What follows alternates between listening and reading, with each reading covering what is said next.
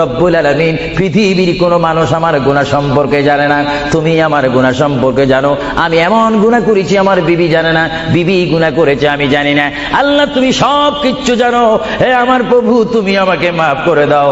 আমার আল্লাহ বলে তারপরও যদি তোমাদেরকে আমি মাফ না করি, তারপরও বান্দা তোমরা আমার রহমতের দরজা থেকে ফিরে যাইও না।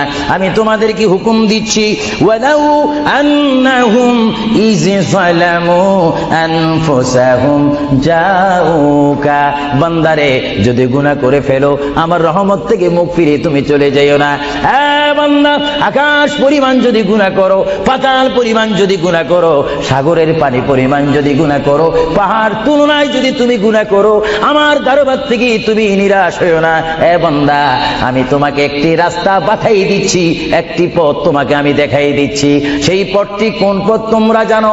ওয়ালাউ আন্নাহুম ইয যালামু আনফুসাহুম জাউকা, বান্দারে যখন তোমরা বরবাদ হয়ে যাবে তখন তোমাদেরকে একটা পথ আমি তোমাদেরকে দেখাই দিলাম, সেই পথটির নাম হচ্ছে আমার রাসূলের মদিনা। জোরে বলেন সুবহানাল্লাহ। বান্দা আমার নবীর দরবারে রব্বুল আলামিন পৃথিবীর কোনো মানুষ আমার গুনাহ সম্পর্কে জানে না, তুমি আমার গুনাহ সম্পর্কে জানো। আমি এমন গুনাহ করেছি আমার বিবি জানে না, বিবি গুনাহ করেছে আমি জানি না। আল্লাহ তুমি সব কিচ্ছু জানো, হে